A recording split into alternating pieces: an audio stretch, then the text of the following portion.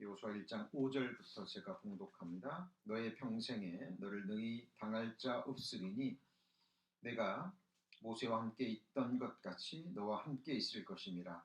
내가 너를 떠나지 아니하며 버리지 아니하리니 마음을 강하게 하라. 담대히 하라. 너는 이 백성으로 내가 그 조상에게 맹세하여 주리라 한 땅을 얻게 하리라. 나무도 보고 숲도 보라는 말이 있죠. 숲만 보고 나무는 보지 못하는 사람과 또 나무는 보되 숲은 보지 못하는 사람에게 필요한 말입니다. 그런데 그 말은 우리 그리스도인들이 하나님의 말씀을 읽고 듣고 묵상하며 또 연구할 때 또 꼭 유념해야 될 말이기도 합니다. 우리는 성경 어디를 배우건 간에 우리는 그 성경 말씀을 통해서 성경 전체를 조망할 수 있어야 됩니다. 그리고 또 성경 전체를 조망하는 가운데 우리가 구체적이고 또 세미한 말씀을 볼 수 있어야 됩니다. 시편 18편 말씀에는 하나님의 도는 완전하고 또 여호와의 말씀은 정미하니 라는 말씀이 있습니다. 여호와의 말씀이 어떻다고요? 정미하다. 완전하지만 또 정미한 말씀이기도 합니다. 그래서 우리는 한 말씀을 통해서도 성경 전체를 볼 수 있는 눈과 함께 또 성경 전체를 한 말씀을 통해서도 또 정리할 수 있는 그런 능력들을 우리가 키워가야 됩니다. 그런 목적과 그런 방향성을 가지고 우리가 성경을 공부해야 합니다. 우리가 한 가지 주제 말씀을 배울 때도 마찬가지입니다. 그 주제 말씀에 제한을 둘 것이 아니라 그 주제를 통해서도 성경 전체를 봐야 되고요.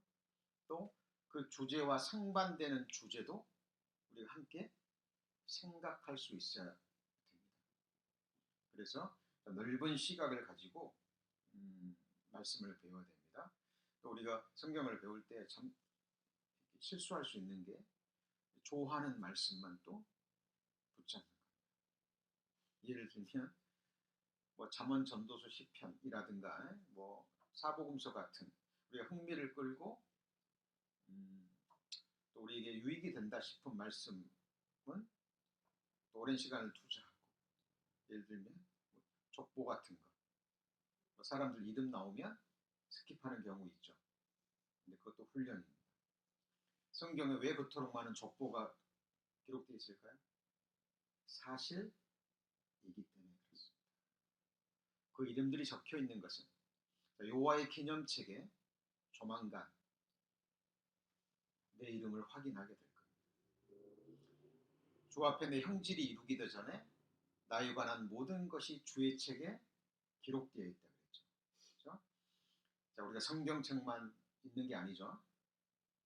요 앞에 있는 같이 보시죠. 기념책도 있습니다. 자, 그래서 우리는 성경을 그렇게 배워야 됩니다. 그리고 부담이 되는 말씀, 도전이 되는 말씀들도 지나치시면 안 돼요.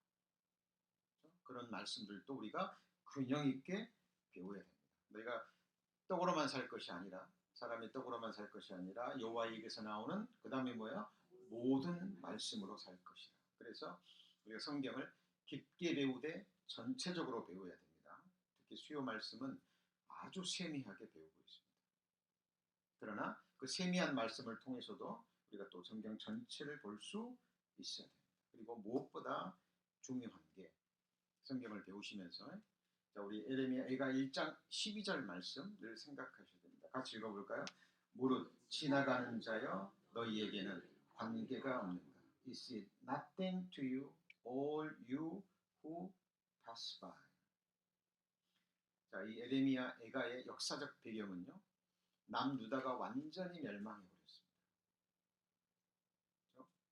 오늘 선생님이 간증하시면서 하박국서 얘기했는데 바로 남유다 바벨론에게 멸망하기 직전의 모습이에요.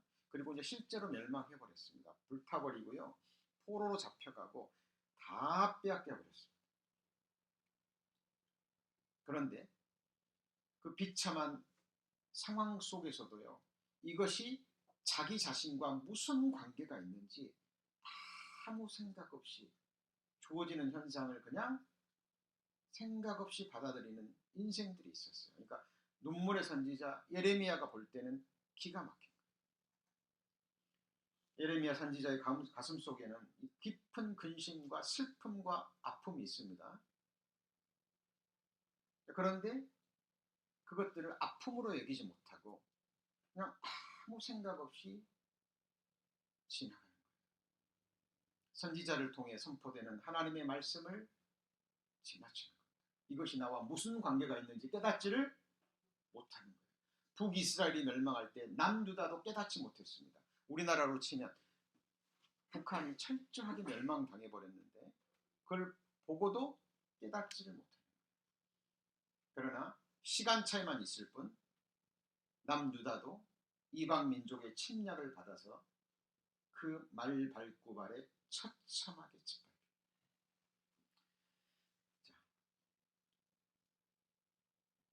그래서 하나님 말씀을 배울 때 전체적인 것을 배우되 세미한 것도 배우고, 그렇죠? 좋아하는 말씀뿐만 아니라 부담이 되고 도전이 되는 말씀들도 우리가 주의를 가지고 읽어야 되고요. 무엇보다 이 말씀이 나와 무슨 관계가 있는지 뭐 하면서요? 연관을 지으면서 믿음으로 화합해서 배우셔야 됩니다. 자, 오늘 말씀의 주제는 여호수아를 통해 배우는 뭐예요? 승리의 비결입니다. 이것이 오늘 말씀의 주제입니다. 제목이에요. 자, 여기 보시면 승리라는 말씀을 우리가 생각하면 전제되는 말이 있죠. 그게 뭐죠? 자, 전쟁, 싸움이라는 말이 생각나야 됩니다. 승리에만 집중하시면 안 되고 승리라는 말을 생각하면 연관 단어들이 뭐 해야 돼요? 생각나야 되고 상반되는 말씀도 생각이 나야 돼요. 승리의 반대가 뭐예요? 패배입니다. 그리고 승리에 전제되는 말이 뭐예요? 싸움, 전쟁이 생각이 나야 돼요. 그렇죠?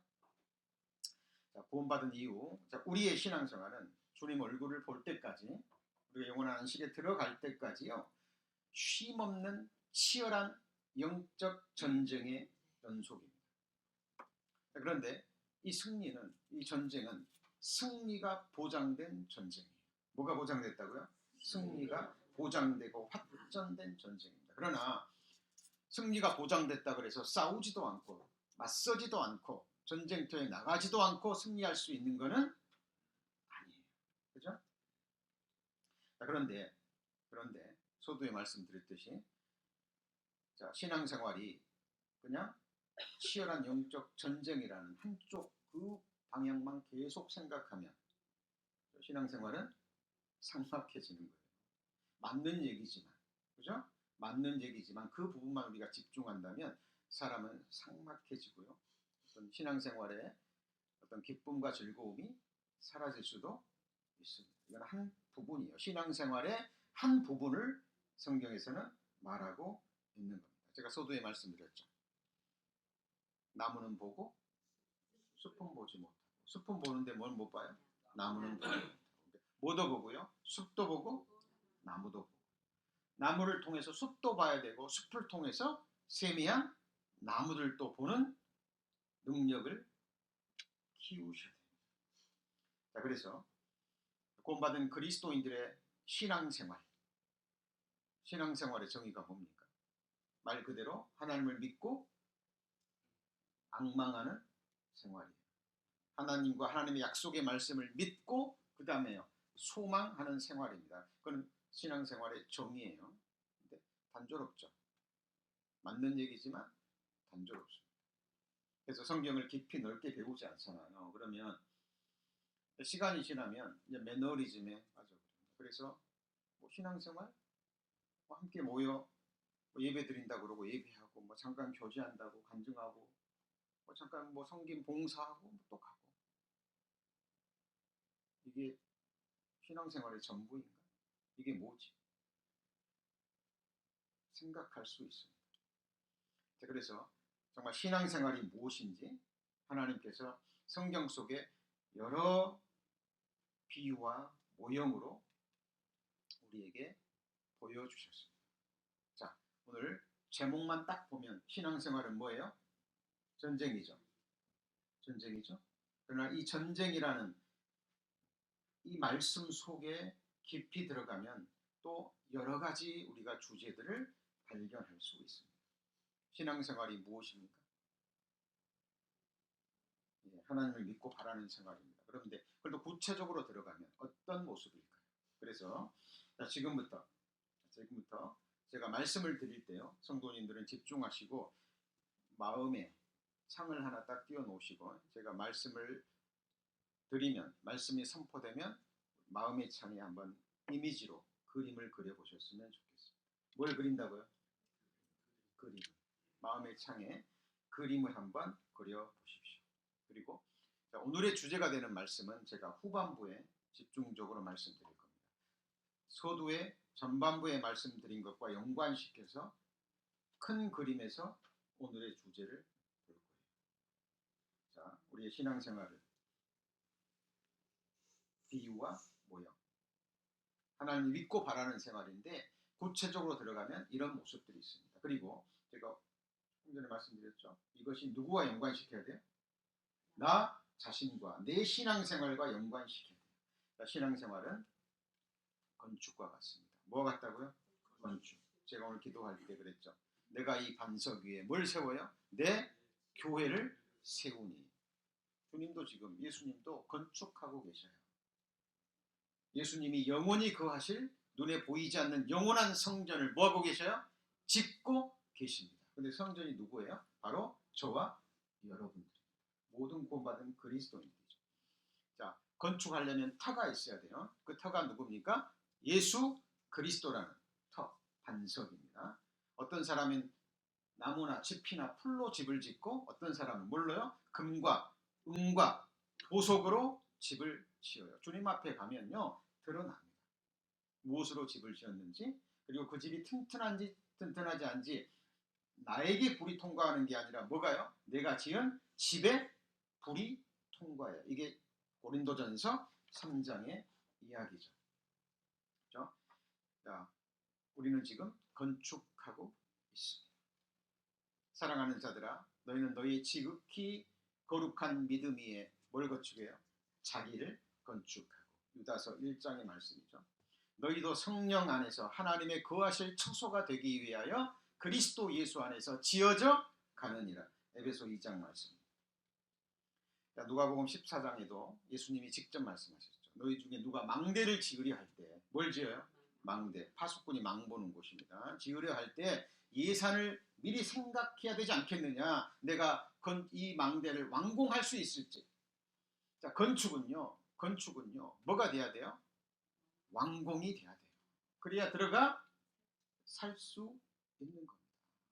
기초만 닦고 뼈대만 세우고 지우지 못한다면 시작하는 그것이 모든가 헛것이 되어버립니다.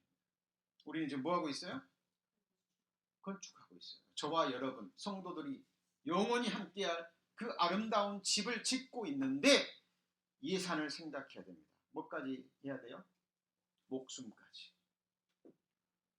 이것을 올인이라고 얘기해요. 하나님은 우리를 구원하시는데 올인하셨죠?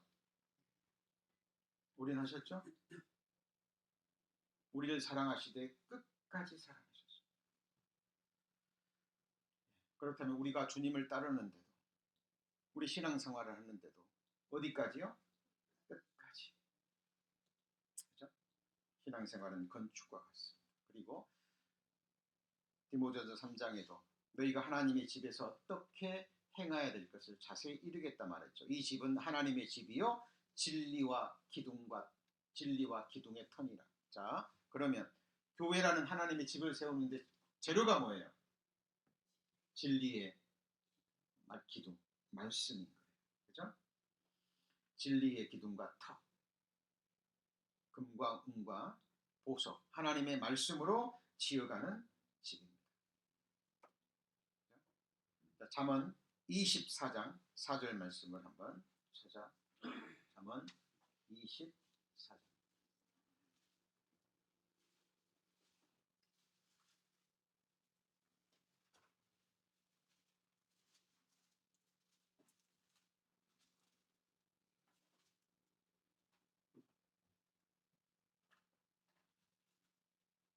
잠언 24장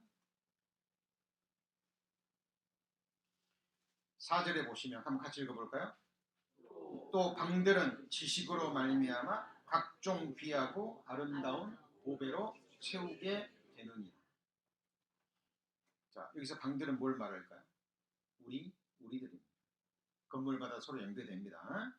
자, 방들은 지식으로 말미암아 각종 귀하고 아름다운 보배로 채웁니다. 우리 부모님 집도 이렇게 뭐 가구나 여러 가지로 장식이 되죠.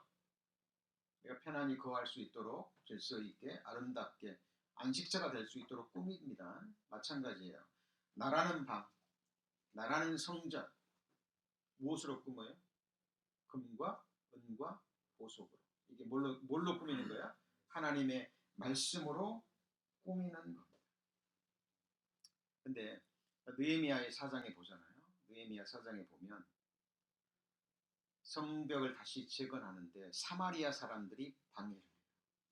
사탄과 악한 영들이 하나님을 예배하지 못하도록 성벽을 재건하지 못하도록 방해합니다. 그때 백성들이요, 한 손에는 망치를 들고 한 손에는 병기를 들어요. 느헤미야 4장 17절 말씀입니다. 각각 한 손에 일을 하며 한 손에는 뭘 잡았냐면 같이 보시죠. 병기. 그러니까 한 손으로 망치 들고 일하고 한 손으로는 병기를 들었어요. 왜요? 사마리아인들이 대적들이 방해를 하고요. 언제든지 쳐들어와서 방해하고 건축하는 것을 무너뜨릴 수 있으니까 전쟁하면서 뭐 한 거예요? 건축을 한 거예요. 오늘 신앙생활은 뭐라고요? 건축입니다. 그런데 건축하면서 또 뭐 해야 돼요? 우리는 싸워야 됩니다. 전쟁해야 돼요. 여호와께서 집을 세우지 않으면 세우는 자의 수고가 헛되고 여호와께서 성을 지키지 아니하면 파수꾼의 경성함이 허사인 거예요. 마음의 성 지켜야죠. 우리도 지켜야 되지만 누가 지켜주셔야 돼요? 하나님이 또한 지켜주셔야 돼요. 그렇죠?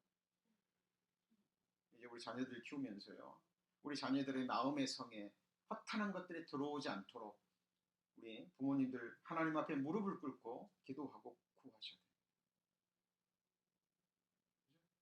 그러나 우리 아이들도 하나님 말씀과 부모의 기도와 부모의 훈육을 따라서 스스로도 뭐 하려고 해야 돼요?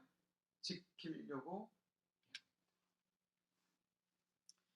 자, 그래서 신앙생활은 뭐가 같아요? 건축과 같은데 그 건축에 뭐가 필요해요? 싸움. 그리고 뭐가 필요합니까? 전쟁이 필요.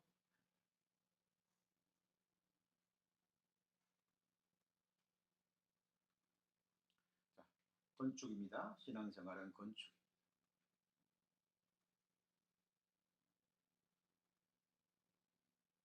그리고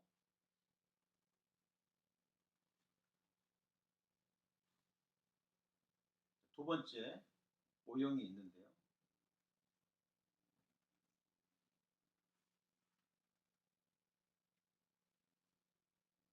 두 번째 모형은 같이 해보시죠. 항해. 신앙생활은 항해와 같습니다.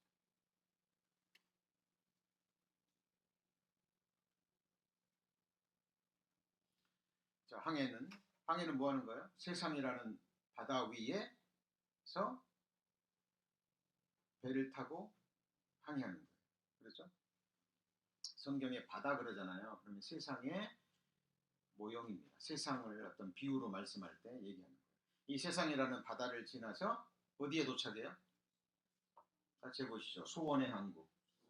시편에 나오는 말씀입니다. 어디에 닿느냐면 새하늘과 새 땅에 닿는 소원의 항구에 이르기까지 이루어지는 항해입니다. 이 세상은 질병, 아픔, 재앙, 저주, 미움, 질투, 살인, 온갖 살육의 전쟁이 난무하는 한순간도 바람이 불지 않는, 그래서 파도가 일지 않은 때가 없는 그곳이 어디예요? 지금 이 세상이라는 바다예요. 우리 성도님들 삶을 통해서도 마찬가지죠. 여러 모양의 파도, 광풍 속에 고난의 세월을 살아오셨습니다. 지금도 나름대로 고난 속에 살고 계셔요. 나머지 생애는 어떨 것 같습니까?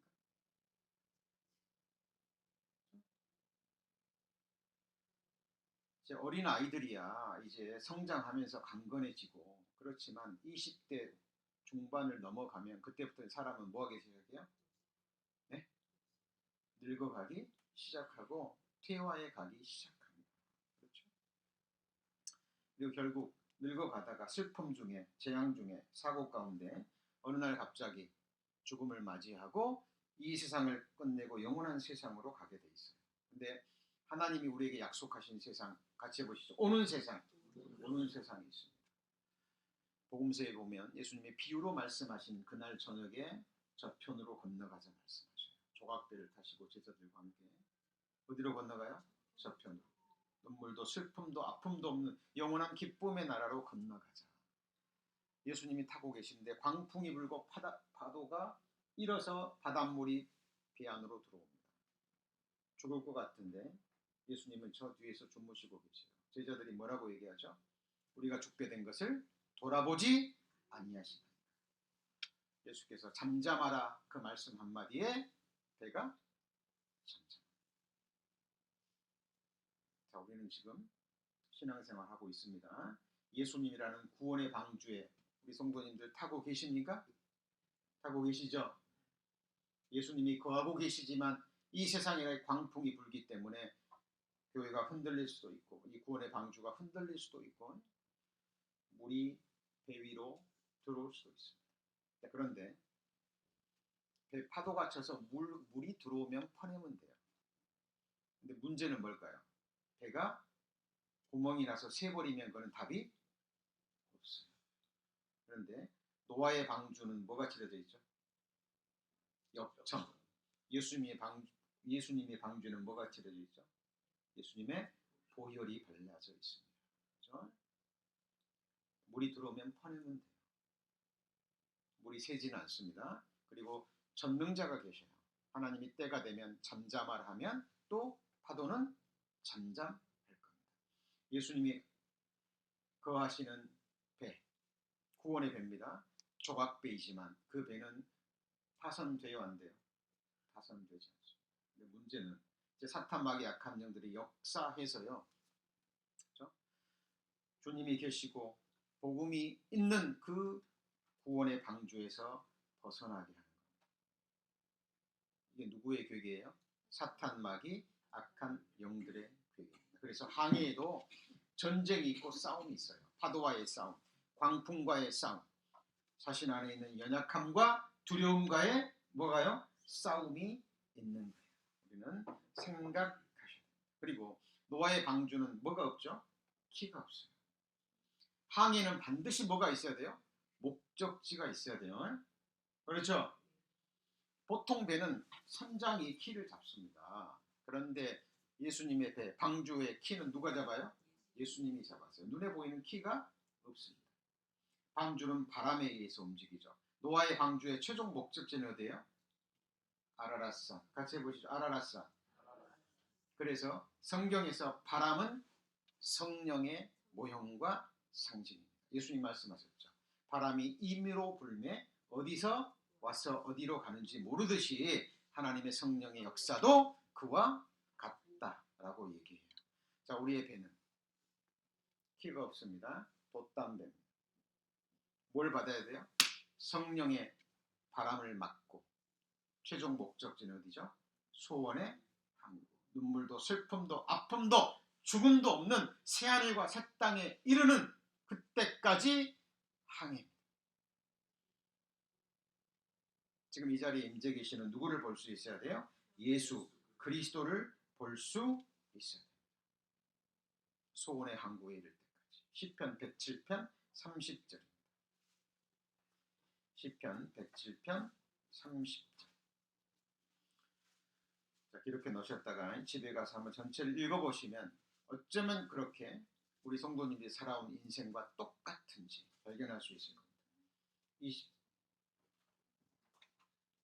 28절부터 제가 읽습니다. 이에 저희가 근심 중에 여호와께 부르짖음에 고통에서 인도하여 내시고 광풍을 평정히 하사 물결로 잔잔케 하시는도다. 같이 읽습니다. 저희가 평온함을 인하여 기뻐하는 중에 여호와께서 저희를 소원의 항구로 인도하시는도다. 무슨 항구요? 소원의 항구에 이를 때까지. 세 번째는 같이 해보시죠. 경주. 경주는 달리기죠. 그죠? 푯대를 향하여 법대로 해야 됩니다. 그리고 달리기에서 중요한 건 뭐예요? 향방입니다. 그리고 법대로 해요. 자, 결승선 앞에서 멈춰버리거나 쓰러져 버리고 통과하지 못하면 지금까지 아무리 빨리 달리고 1등으로 달렸어도 승리하지. 그렇죠? 세상 사람들은 썩어질 면류관을 얻고자 하되 우리는요, 썩지 아니할 면류관을 얻고자 이기기를 다투는 자마다 절제하니. 뭐예요? 절제하니. 이기기를 다투는 자마다. 왜? 신앙은 경주입니다. 자, 경주라 그러니까 함께하는 성도들을 제치고 내가 앞서가는 그런 경기가 아니에요. 우리의 싸움의 대상은 누구예요? 우리의 달리기를 반대하는 악한 영들입니다. 우리의 싸움은 사람이 아니에요. 우리의 싸움은 혈육이 아닙니다. 하늘에 있는 악한 영들이에요. 대상을 분명히 해야 됩니다. 그래서 이 경주하는 데도 있어서도요, 다름질하지 못하도록 계속 사탄막이 약한 영들이 뭐예요? 방해한다는 거예요. 여러 모양으로. 그래서 우리는 경주하면서도 뭐 해야 돼요? 싸우고 전쟁해야 돼요. 그래야 뭐 할 수 있죠? 달릴 수 있고 승리할 수 있어요. 마지막 피니시 라인을 통과할 때까지. 그래서 성경에 그런 말이 계속 강조됩니다. 같이 해보시죠. 끝까지.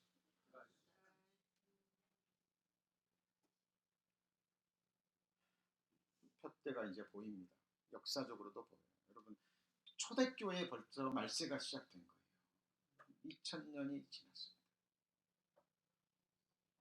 결승선이 멀지? 성경은 얘기합니다. 갈수록 사람들이 착해지고 교회가 확장돼서 세상이 그리스도의 나라가 되는 것이 아니라 불심판이 임할 때까지 세상은 갈수록 어떻게 돼요? 악화되고 믿는 자들도 택하심을 입은 자들도 미혹을 받는 시대가 어디예요? 마지막 이 시대입니다. 사람들은 외모를 봅니다. 우리 성도님들, 마지막 아무리 작은 물이라도 정말 주님이 함께 임하시는 그곳에 우리는 함께 거하고 끝까지 달려야 됩니다. 신앙생활은 경주인데 이 경주에도 싸움과 뭐가 있어요? 전쟁이 있습니다. 그리고 신앙생활은 농작입니다. 자, 내 마음과 삶의 밭에 뭘 심어요? 네, 말씀의 씨앗, 은혜의 씨앗, 축복의 씨앗, 생명의 씨앗을 심는 농사와 같아요. 형제들아, 주의 강림하시기까지 길이 참으라. 보라, 농부가 귀한 열매를 바라고 길이 참아 이른 비와 늦은 비를 기다리노니. 그랬죠. 스스로 속지 말라. 사람이 무엇을 심든지 그대로 거두리라. 갈라디아서 6장 7절 말씀이죠. 자기 육체를 위해서 심는 자는 육체로부터 썩어진 것을 거두고 성령을 위하여 심는 자는 성령으로부터 영생을 거두리라. 여러분, 이 말씀과 나와 무슨 연관이 있는지 생각하셔야 됩니다. 그리고 나는 지금 오늘이라 일컫는 동안 지금까지 내 삶의 밭에, 내 인생이라는 밭에 무엇을 심었는지 돌아보셔야 돼요. 언제 드러나죠? 주님 앞에 갔을 때, 마지막 추수 때 하나님이 추수꾼들을 보내서 나라는 인생의 밭에서 그때 거둘 열매가 하나님과 천만 천군 천사 앞에서 호세아서 10장 12절.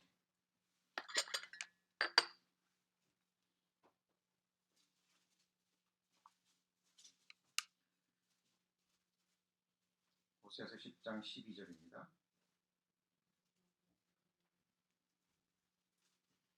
제가 그 성경을 읽고 묵상할 때요, 두려움을 많이 느낍니다.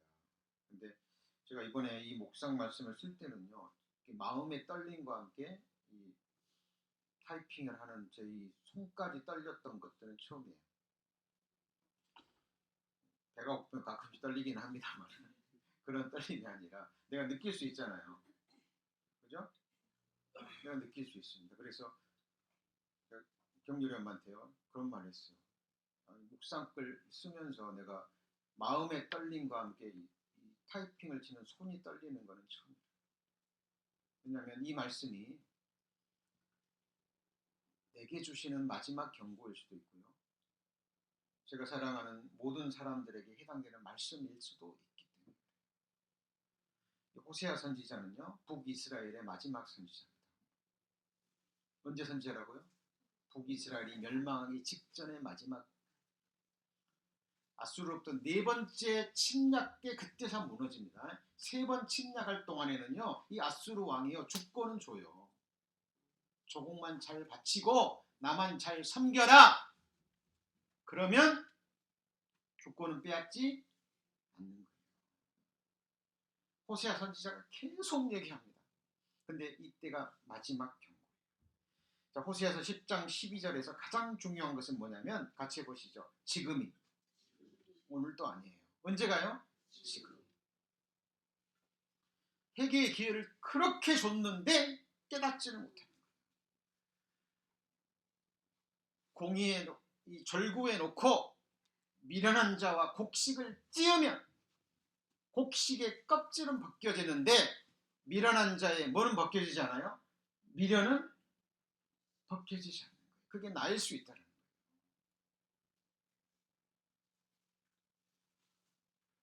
하나님의 징계는요, 어느 날 갑자기 두려운 거예요. 하나님의 징계가 얼마나 두렵고 무서운 것인지 제 자신에게도 성령이 임하는 것을 봤기 때문에 이제는 역사적으로도요, 정말 모든 것이 무너지는 세대, 모든 건 무너지는 세대. 제가 교직에 있었잖아요. 그저께 형님 엄마가 이렇게 뉴스를 보면서요, 보는데 제가 막 말씀이 무너지더라고요. 그 전에는 정말 이런 생각지도 못했어요. 선생님 앞에는 그림자도 밟지 않는다는, 그 정도는 아닐지라도요, 선생님을 그렇게 이 초등학교 5학년 이 아이를 둔 학부모가요, 계속해서 그냥 전화를 하고, 예를 들면 우리 아이가 목마른데 목마를 때를 잘 선생님이 알아가지고 물을 안 줬다고. 뭘 안 줬다고요? 물을 안 줬다고. 1년 동안에 선생님들이 6번 바뀝니다.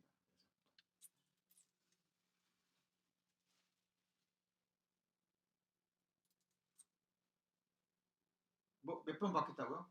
6번. 견디지를 못하는 거예요, 선생님들이. 그러니까 한 교육학자가 나와서요, 이제는 교육이 서비스가 되겠다고. 아이들이 그런답니다. 선생님한테. 선생님, 우리 아빠 엄마가 내는 세금으로 먹고 살죠? 우리 아빠가 내는 세금으로 먹고 살잖아요. 우리한테 잘하셔야죠. 누가요? 초등학교 어린 저학년 학생들이 선생님한테 목마르면 엄마한테 전화하고, 선생님이 조금만 좀 야단치는 소리 하면 엄마한테 전화하고. 여러분, 모든 게 지금 무너집니다. 질서도 무너지고 모든 게. 여러분 보셔야 돼요. 지금 세상이 어떻게 흘러가고 있는지. 그죠?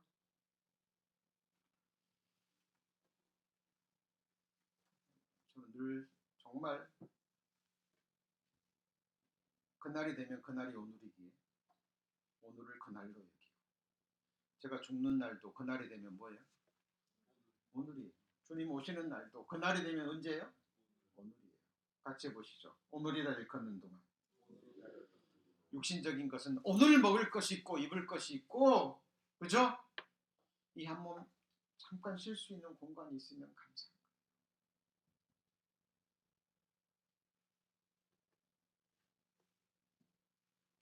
자기를 위하여 의를 심고 긍휼을 보기라. 지금이 곧 뭐예요? 여호와를 찾을 때니. 뭘 기경하라고요? 묵은 땅을 기경하라. 묵은 땅이 어디예요? 우리의 마음의 땅이에요. 지금이라도 기경하고 하나님을 찾으면 여호와께서 임하사 의를 빛처럼 내리시리라. 이 마지막 경고를 호세아 선지자가 던지는 이 마지막 경고를 이스라엘 백성들은 듣지 않습니다. 그리고 아수르의 아수르 군대가 잔악하거든요. 그 군대의 그 칼 아래 비참하게 멸망합니다.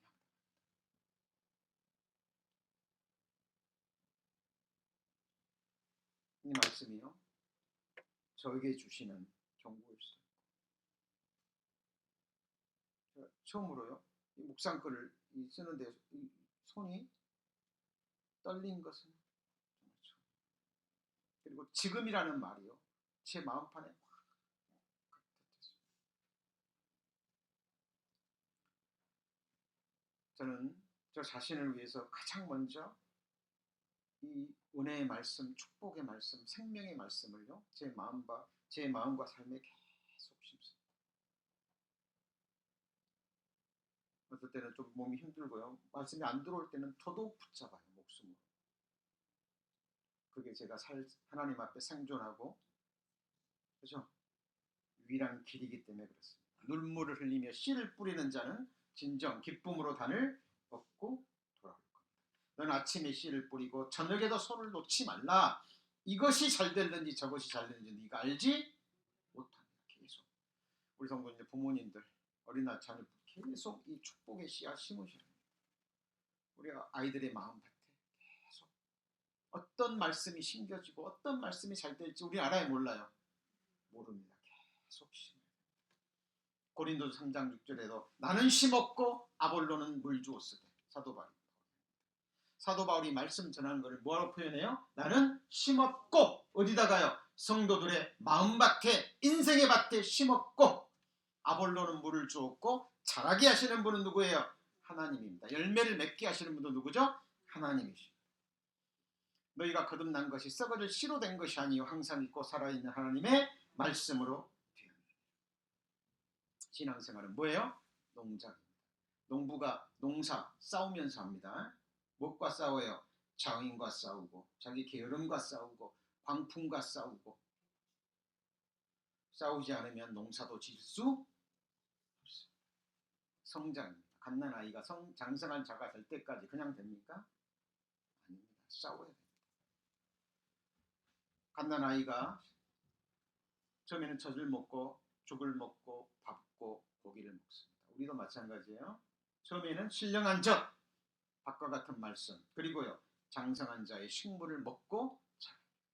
사도 바울이 그랬죠. 내가 어린아이였을 때는 어린아이 같이 생각하고 행했으나 내가 장성한 이후로는 어린아이의 생각과 말을 버렸다 라고 얘기합니다. 자라가야 됩니다.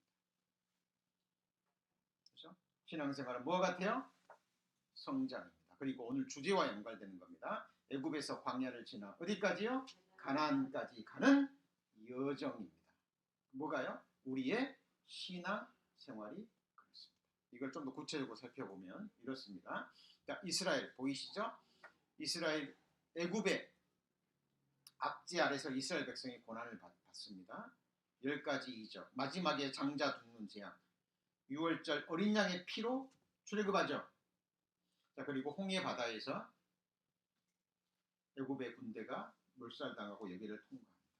광야에서 연단 받는데 민수기에 보면 같이 보시죠. 군대로 계수된다는 말이 있습니다. 싸움에 나갈 모든 자 군대대로 계수하되, 전쟁이 있기 때문에 군대로 준비하는 겁니다. 그리고 가나안 전쟁을 통해서 가나안 정복을 하고 마지막에 뭘 하죠? 땅을 분배합니다. 신앙생활은 뭐라고요? 애굽에서 광야를 지나 어디까지요? 가나안까지 가는 뭐예요? 여정인데 이게 정확하게 우리 신앙생활의 그림자로 보여집니다. 자, 신앙생활의 여정, 애굽. 자, 이 애굽은 뭐의 그림자죠? 세상. 바로는요, 사탄의 그림자.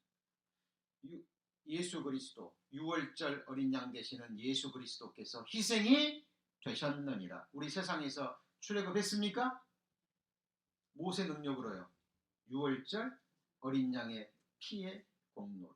맞죠? 그리고 홍해바다는요, 이거는 침례와 같아요. 이스라엘이 바다를 통과했듯이 우리는 물속에 예수님과 함께 뭐 했죠? 잠겼죠. 그죠? 우리 세상이라는 바다에서 예수님과 함께 죽었잖아요. 죽었어요, 안 죽었어요? 그렇죠? 그리스도로 말미암아 세상이 나를 대하여 십자가에 못 박히고 내가 또한 세상을 대하여 그러하니라. 우리는 세상에서 뭐한 사람이에요? 이미 죽은 자예요. 기억하셔야 됩니다. 자, 그리고 우리는 지금 광야 교회에 있습니다. 교회에서 군사로 연단을 받고 그리고요 준비되는 거예요. 그죠? 어제는 우리 정말 오랜만에 수년 만에 우리 거라지 세일을 했습니다. 교회가 지금 이 경제가 계속 어려워지니까요. 우리 성도님들 정말 최선을 다해서 헌금해 주시리라 믿습니다. 너무 감사하고 이제 그럼에도 불구하고 이제 교회 경제가 어려워지고 세상이 하다 보니까 이제 교회가 조금 어려워지는데요.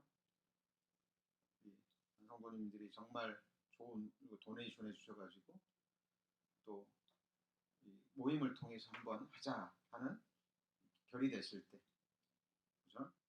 일요일 날도 그렇게 아침 일찍 안 오시는데 아침 일찍 오셔가지고 군사처럼 우리 작년에 성도님들도요 격려해 주시기 위해서 지팡이를 짚고 오셔서 또 격려해 주시고 또 격려금도 주시고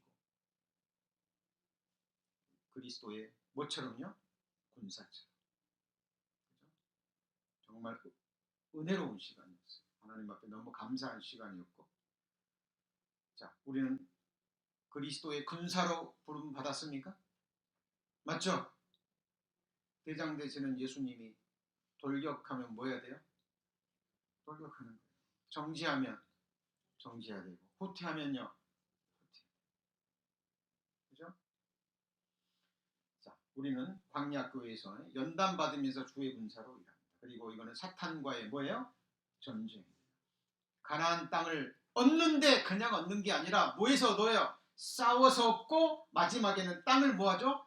분배받습니다. 똑같아요. 우리 새하늘과 새 땅 갑니다. 맞죠? 하늘 가나안이에요. 가서 땅 분배 받아요? 안 받아요?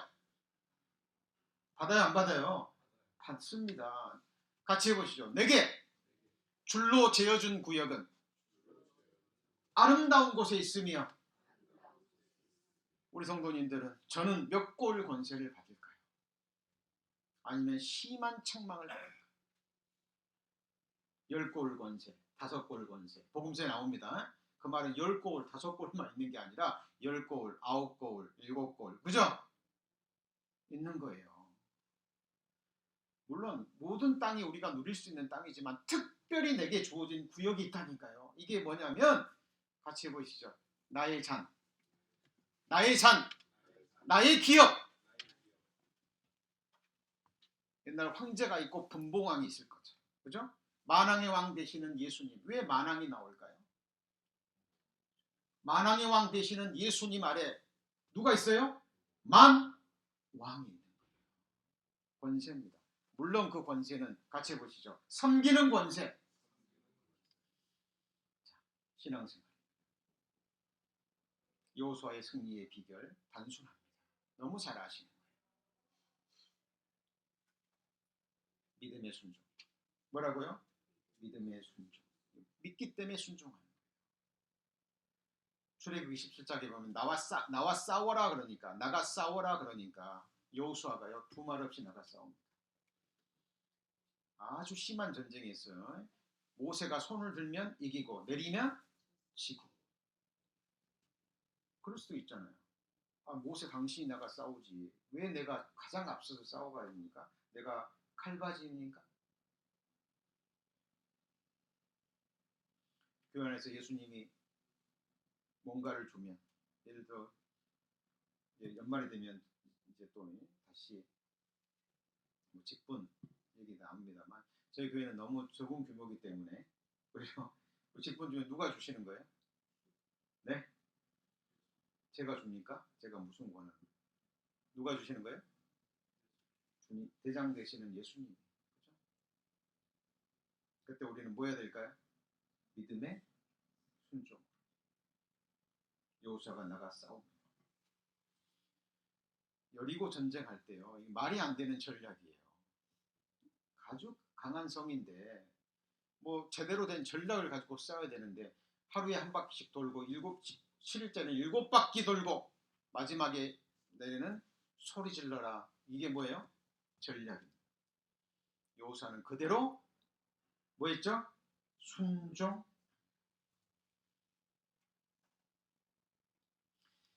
자, 그리고요,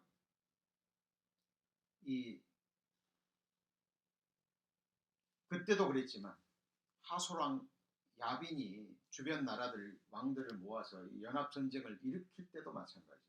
전쟁하기도 전인데요, 여호수아에게 얘기합니다.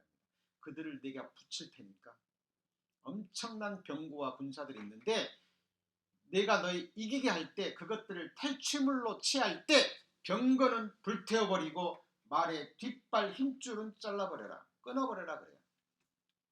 여호수아가 그 말 믿고 전쟁에서 승리합니다. 엄청난 탈취물을 얻어요. 그 당시에 병거는 말 그대로 요즘으로 말하면 최첨단 비행기와 같은 거예요. 그걸 불태우래요. 전쟁 많이 남았는데. 그죠? 말의 뒷발 힘줄 잘라버리래요. 여호수아 그럴 수 있잖아요. 아니, 하나님, 전쟁 아직 많이 남았어요. 이거 물론 믿음으로 싸우지만 병거 있으면 쉽잖아요. 말 있으면 훨씬 쉽잖아요. 말할 수 있어요, 없어요? 있습니다. 여호수아는 하나님 앞에 입술을 닫고 그대로 병거 불태워버리고 말의 뒷발의 힘줄을 다 끊어버립니다.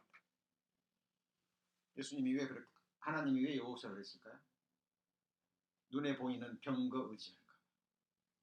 눈에 보이는 말, 칼, 활, 창 이런 거 의뢰할까?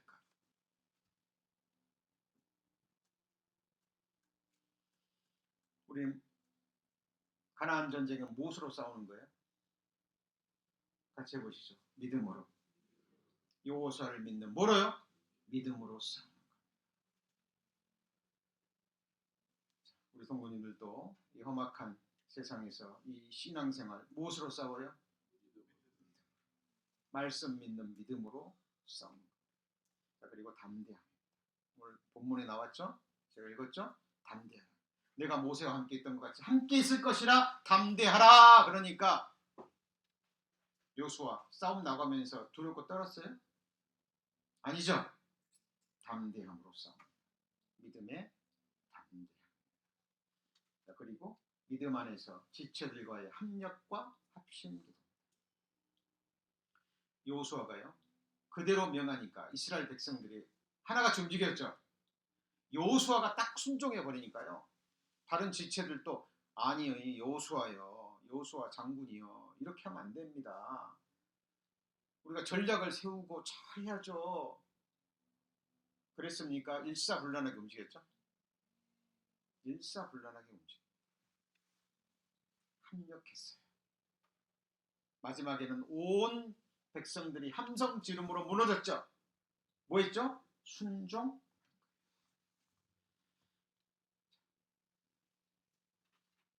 여호수아의 여호와를 통해서 승리 배우는 뭐예요? 승리의 비결. 그리고 합심기도. 언제 배웠을까요? 출애굽기 17장의 아말렉과의 전투에서 여호수아가 이걸 체험했죠. 그렇죠?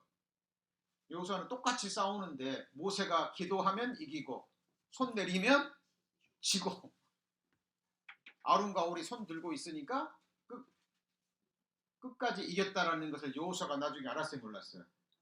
아, 전쟁은 뭐로 싸우는 거예요? 합심. 나가서 칼 휘두르면서 싸우는 사람도 있고 뒤에서 그 전쟁을 위해서 합심 기도하는 사람들도 뭐예요? 있고, 그죠? 이제 가라지스 일도 형편상 못 나오신 분들도 합심 기도해 주시고 여러 모양으로 도와주셨어요. 그래서 은혜롭게 마칠 수 있었죠? 앞으로의 모든 일도 마찬가지. 자, 오늘 말씀 정리합니다. 신앙생활의 모형과 비유. 뭐였습니까? 건축이고, 그 다음 뭐예요? 항해고, 경주고, 그 다음에요 농작이고, 그리고요 성장이고, 애굽에서 광야를 지나는 가나안까지 뭐예요? 여정인데 여기서 전체적으로 공통적으로 보이는 게 뭐예요? 전쟁, 싸움이에요. 싸우지 않고는, 전쟁하지 않고는 이루어요, 못 이루어요? 이루지 못합니다. 이거는 주먹으로 치고받고는 싸움이 아니라 보이지 않는 영적 전쟁입니다. 그래서 성도님들, 우리 교회에서 이제 몸된 교회에서 예배드리고 말씀 배우고 교제하면서 우리는 하늘의 전략을 짜고, 그렇죠? 무기를 공급받고, 그리고 전쟁터는 어디예요? 각 가정, 직장, 일터, 세상이 우리의 뭐예요? 전쟁터고 싸움터입니다. 그죠? 그래서 교회만 계속 모여서 뭐 이게 신앙생활이 아니에요. 교회 안에서 전략을 받고 무기를 공급받고 힘을 공급받아서 힘있게 싸우는 싸움의 전쟁은 어디예요? 세상, 가정, 직장, 일터에서 우리는 전쟁에서 승리하고 돌아와서, 그렇죠? 주일날 또 함께 승리의 찬송을 부르고 또다시 힘을 얻고 전략을 짜고 믿음으로, 그죠? 다윗이 골리앗을 무너뜨릴 때 칼과 창이 아닌 여호와의 이름으로 나가서 전쟁했듯이 우리도 그렇게 승리하는 전쟁입니다. 자, 오늘 신앙생활의 모형과 비유를 통해서 여호수아의 승리의 비결, 숲은 보고 나무는 보지 못하거나 나무는 보고 숲은 보지 못하는 일이 없어야 되겠죠?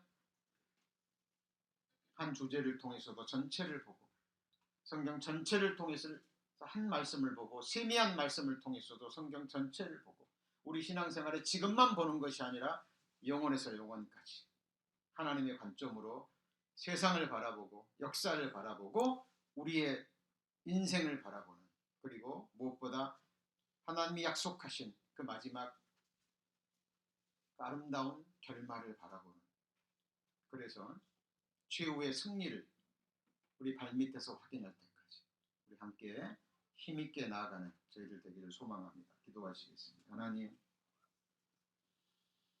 저희들 성경을 배워갑니다. 주신 말씀 잊지 않도록 믿음으로 화합하고 그 누구도 아닌 내 자신과 또 연결시켜서 힘을 얻고 유익을 얻는 저희들 되기를 원합니다. 우리 입에서 항상 승리의 간증, 유익한 간증, 아름다운 간증, 하나님께 영광이 되는 간증이 되기를 원합니다.